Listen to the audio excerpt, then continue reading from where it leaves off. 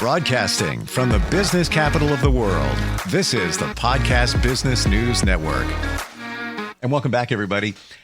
I love the fact that she does so many different modalities to help us heal. And yes, I'm going to say it now. I've said it before. We all have things to heal from. If you say, no, I don't, I got nothing, there's no traumas in my life, never, you don't really know. Or you're not being honest with yourself. We all got stuff that is holding us back, maybe preventing us from moving forward and realizing our hopes and dreams in a brand new year. We're going to talk about what she does in terms of holistic healing and some of those modalities. And it's great to have her with us. Jamie Serrato joins us here on the program. How you doing? I'm great, Steve. Thank you so much for having me. I am the owner of Calmer Waters Coaching, and I am a little bit of a spiritual guru. I do a little bit of everything. So I know a lot about astrology. I also have experience as a psychiatric nurse, so I'm very familiar with the different mental health conditions that people may suffer from, but I look at it more from a spiritual perspective. I also do astrology, so I can look at your birth chart and we can try to discern and figure out what some of the issues or problems in your life that you are suffering from, what may be the spiritual component that is underlying that. When you say spiritual component, how would you define that? Well, I believe that our soul has a blueprint. And when we come into this life, it has certain things that it wants us to work on or accomplish. These can be things from past generations that you carry, generational trauma, or it can also be things that you've even brought in from past lives or parallel incarnations. So the problems that we have are like symptoms that are showing us something that our soul wants to learn more about. So if you're having, let's say, a physical ailment that makes it difficult for you to enjoy your life, what is it that your soul or your spirit is wanting you to see about this condition, and how are your beliefs also contributing to that ailment and what seems to be holding you back? Now, you said there was something that sort of predetermines our destiny in a way. Is that known as the soul contract? Yes, sir. I believe very strongly in the soul contract. And I work closely with one particular spirit guide who has taught me a lot about soul contracts and how we sign up for particular lessons and things before we come into this physical reality. And we make agreements to take on particular difficulties, traumas, problems, even abuse. We agree to this before coming into this incarnation in order for us to learn certain things. When you say spirit guide, is that exactly what it sounds like? A spirit who is guiding you? Yes. Some people, it depends on your belief system, which will be decided by your soul blueprint. Some people may call that a guardian angel, or some people may have archangels that look over them. But from my perspective, and I know we are all unique, we are all individuals, we have spirit guides that are assigned to us for our incarnation to assist us and to help us and to make life easier for us, so we're not having to work so hard all of the time. So in the last month or so, I've attempted to get in touch with my spirit guides. They say one of them is, Archangel Michael, and others have told me that they just ask for them to present themselves, and then they do. I've tried it a few times, and my chill spot, my meditation spot is in bed. So it could be before I go to sleep or when I wake up, and I've actually laid in bed. I'm like, okay, and I want you to tell me if I'm doing this right, but I'm just asking, my spirit guides, please reveal yourself, who you are, what your names are. Haven't gotten anything yet. I will say one time I did fall asleep, so it could have been then and I missed it. Somebody even told me Michael presented himself to them, but had a different name. I'm just sharing. Yes. Side note, I know people, you might be hearing or looking at this saying, those people are crazy. Right. This it's is a little woo-woo. Some people. Yeah, but once you start looking at this deeper and opening yourself up to it, Yeah. it's pretty amazing. And it's all about my belief. It's energy. Energy is everything. Your energy, I'm energy. We got different energy. The chair you're sitting in on is a different energy. Your cell phone has energy. Everything is. So my belief is, for those who think this is woo-woo, why can't somebody on the other side or a spirit guide, it's energy, right? Why can't that energy come your way and support you? Yes. So me trying to connect with my spirit guides, was I doing the right thing? What should I be doing? Yes, yes, absolutely. You have to request it. You have to verbally request it and say, I am open. I want to meet my spirit guides. I want to have a conscious relationship with my spirit guide if you perceive that I am ready, right? Because your spirit team is going to assess you and where you're at in your life and whether or not conscious communication with them, would that be a help in your life right now, or could it be a distraction or a hindrance from what they need you to be working on? Is there something you perhaps might need to heal first before you can have that level of connection with your spirit team? I want to go deeper now into your background. You Yeah. harness so many different modalities and past experience. Psychiatric nurse, did I hear that right? Yes, and a Wow. special needs nurse. Yes. Wow. Tell us your journey. Okay. Well, this is a long story, but I will try to do my best to explain it in a way. Everybody has a story. Everybody has a story. And I feel hearing somebody's story helps us learn, helps us realize things. We pull little pieces that support us. So have Yes, at and it. it helps us be more open to the awareness that other people have different experiences and everyone is a unique individual. When I was 18, I underwent my first spiritual awakening. I met my twin flame at that time. And I am a believer in the twin flame journey, although you have to use a lot of discernment because there are a lot of falsehoods about twin flames and things that are not true. Before you continue, Mhm. define twin flame. Okay, so when you are born as a soul, you contain both polarities within yourself, male and female, feminine energy and masculine energy. We each have our own balance.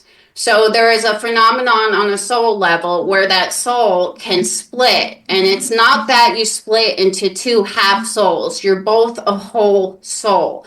But it's very much like when a cell divides, like in mitosis, and the cell divides in half, and from one cell you create two cells. And twin flames are like this, where they are the more masculine aspect and the more feminine aspect, and they are at polarity with one another when they separate. And your twin can be a physical human that you meet here on the earth plane, or they can stay in spirit and assist you from the other side, or you may not be twinned at all, and you may just function as one whole soul. Wow. So the spirit flame that you encountered, was that in this realm? Was it a person? The twin I encountered, Yeah. yes, he was. He has passed away. I lost my twin flame. He passed away, but his name was Ian, and he activated my spiritual awakening. So I was completely asleep, living completely unconsciously, and I met him, and we had a very difficult relationship because the twin flame often activates your shadow, the part of you that you deny or repress. And I ended up in so much suffering over this relationship that I had a spiritual awakening due to the dark night of the soul. Lots more to hear about your journey, but And that's just part one of my spiritual awakening. oh, I gotcha. And we're going to go through this piece by piece Yes. or chapter by chapter, because Yes. there's things for us to take away.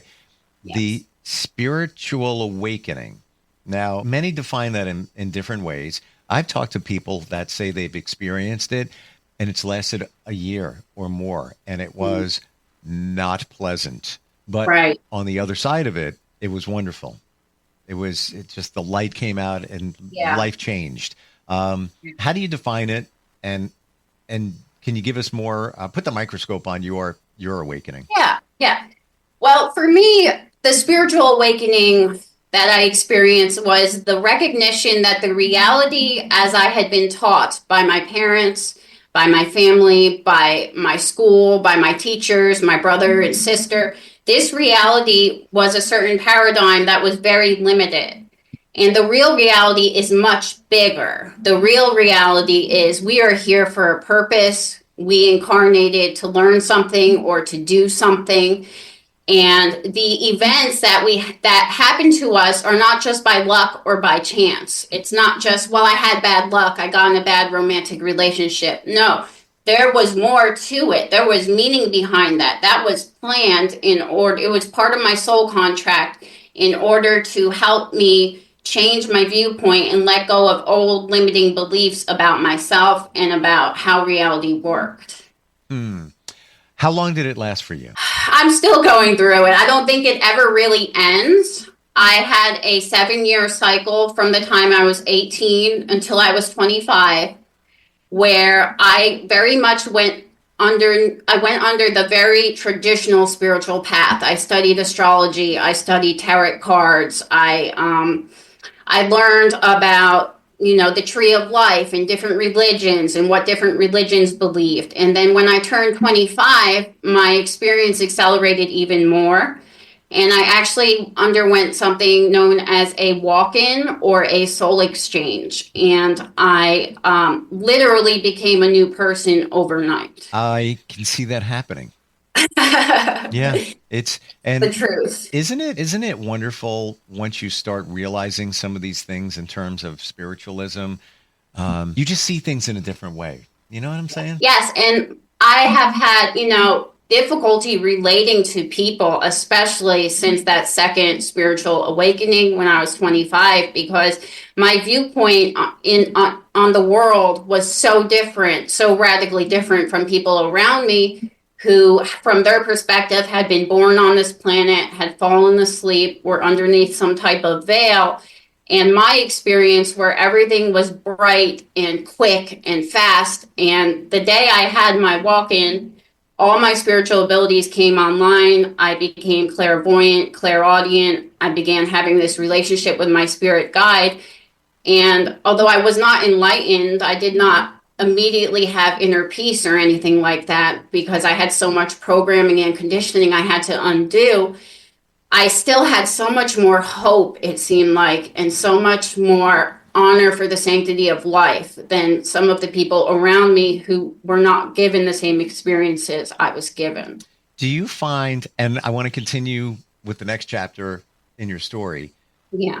But at this juncture, do you find it's hard to find people that get you? Extremely, extremely hard. And it hurts me and it hurts my heart because oftentimes I want to get to know people. I want to have a social life.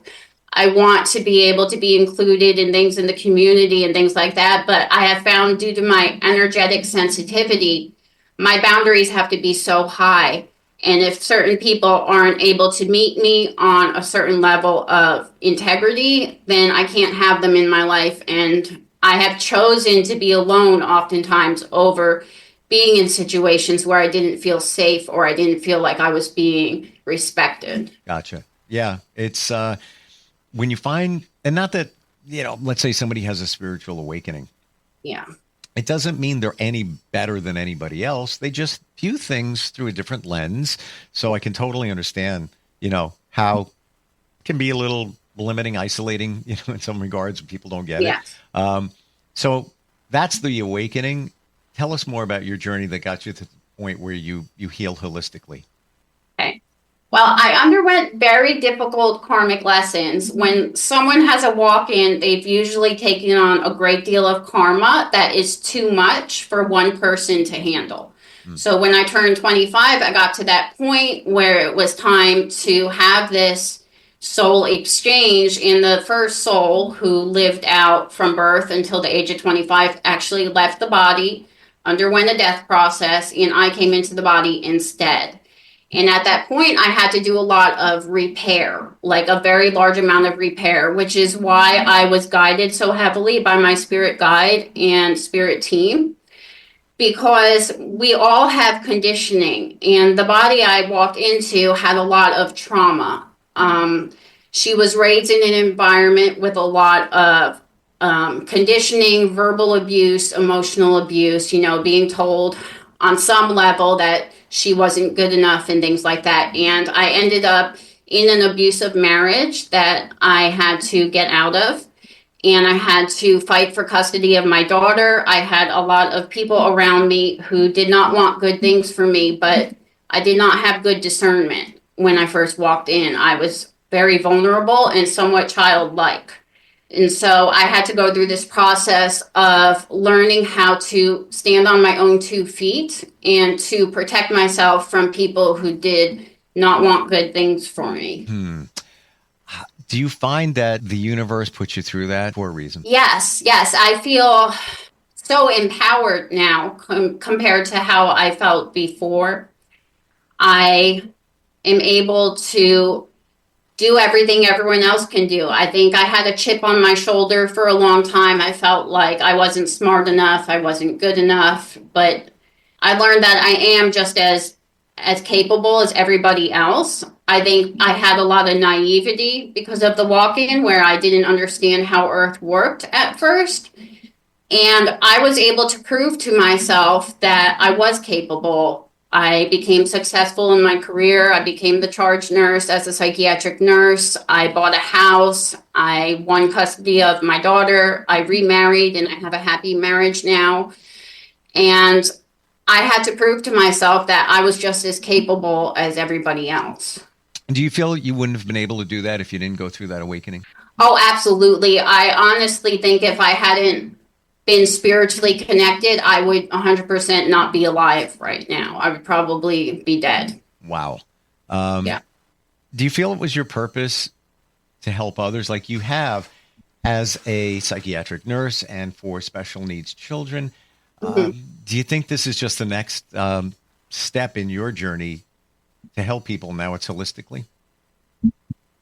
Yes, absolutely. I feel like the nursing really helped me refine my skills working with people and knowing how to approach people, especially people who might be scared or they might be in fight or flight or going through something in their life.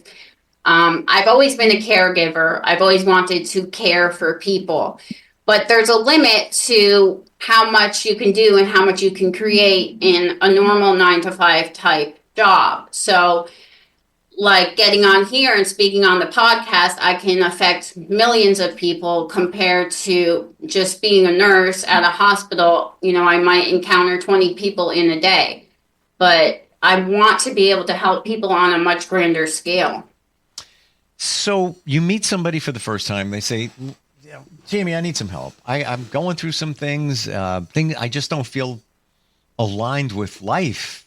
It just feels off for me. What's the first step? Do you energetically figure out or feel who they are and then pick a modality? Like, how does it work? Absolutely. If I were to have someone come for a coaching session, I would probably give them an evaluation and ask them, what areas of your life are you feeling satisfied in and where are you looking for improvement? And there's 4 main areas of life: the spiritual plane, your connection to spirit; the mental plane, which is your beliefs and what you believe about yourself and the thoughts that you're having; the emotional plane, which is how you feel about yourself, how you react to different situations; and then the physical plane, which is where everything manifests. So if you're trying to manifest a particular type of life and you're struggling there's usually a problem in one of those areas that is underlying it.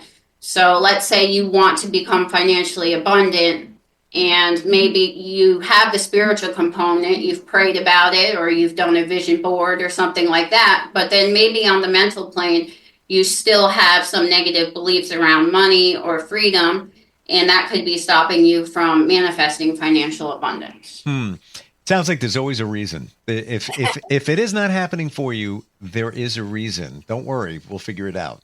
Yes, and I very much work kind of in the moment with people. So I do work with guides and angels and things like that, but it would be dependent upon your unique situation. I would tune in. I would assess you energetically just using my third eye and my vision, and I would speak with you about what is going on with you. And then if needed, I can tap in and channel any information that the spirit side may have that they want to give you. Do we all have intuition? Oh, absolutely. We all have intuition. I believe that for sure. Me too. And our level of intuition greatly varies, but I feel it rides on you quieting all the other stuff out and then listening to what is being said to you from within.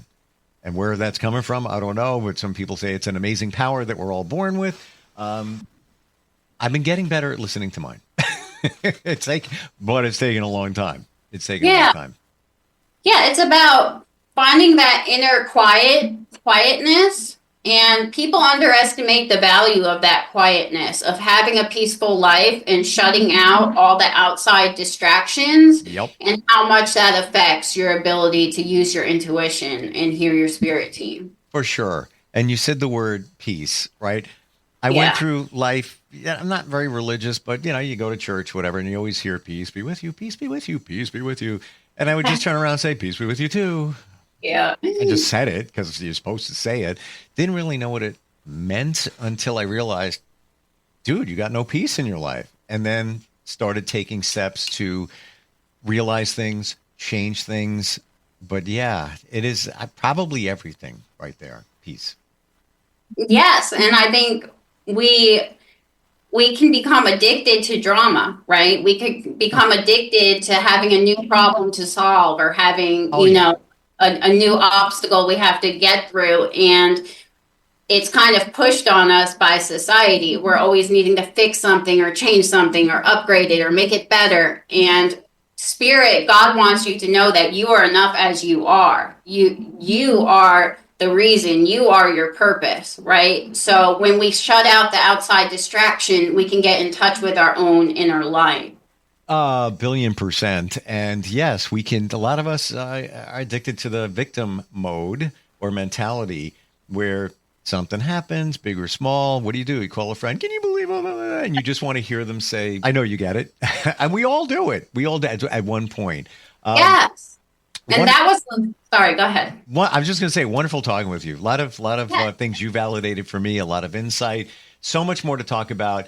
Going deeper into the modalities like sound healing, certainly birth chart you mentioned before, Reiki and all of that. Yes. Even just the initial start a conversation with Jamie. How do we do that? How do we find you? Okay, well, you can call me directly at 228-332-6024, and you can schedule a coaching session with me or a birth chart reading. And my website is www.calmerwaterscoaching.com. And my email is jamie@calmerwaterscoaching.com. Love the name. It rides in what we just said about peace. You want calmer waters. Jamie, great talking with you. Lots to talk about next time we get together. And and Happy New Year, by the way. Okay, Happy New Year. Thank you. Thanks for being here. We'll be right back. Hang on. Hi, my name is Jamie Serrato, and I am the owner of Calmer Waters Coaching. I'm a spiritual life coach, as well as a Reiki and therapeutic touch practitioner. I also offer crystal bowl sound healing and birth chart readings. I would love to get to know you and help you learn more about your soul blueprint and your purpose for incarnating on the earth.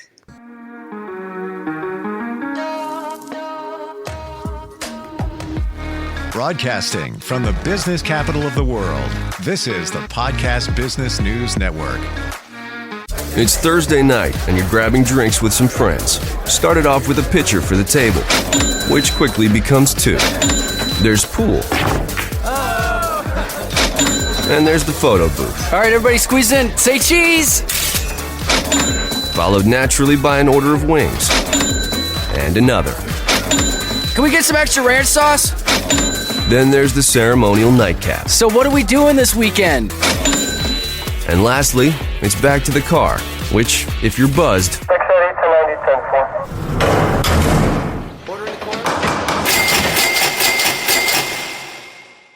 could be the most expensive night of your life. Getting pulled over for buzzed driving could cost you around $10,000 in fines, legal fees, and increased insurance rates. Nothing kills a buzz like getting pulled over for buzzed driving, because buzzed driving is drunk driving. Brought to you by the National Highway Traffic Safety Administration and the Ad Council.